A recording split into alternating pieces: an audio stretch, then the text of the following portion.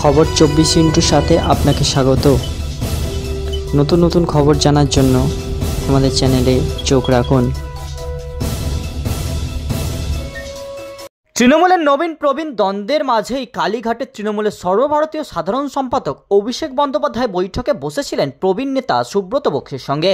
গত সপ্তাহে কালীঘাটে বৈঠক হয় দুই নেতা। সূত্রের খবর, টানা 2 ঘন্টা ধরে চলে আলোচনা। তৃণমূলের প্রবীণ নবীন দ্বন্দ্বের আবহেই এই বৈঠক অত্যন্ত তাৎপর্যপূর্ণ বলে মনে করছেন রাজনৈতিক মহল। জানা যাচ্ছে বৈঠকে একাধিক বিষয় নিয়ে আলোচনা হয়েছে, কিন্তু এসবের মধ্যেই বছরের প্রথম দিনে আর দলের প্রতিষ্ঠা দিবসে অভিষেক বন্দ্যোপাধ্যায়ের শুভেচ্ছা বার্তা নিয়ে বিস্তর জল্পনা দানা বেঁধেছে।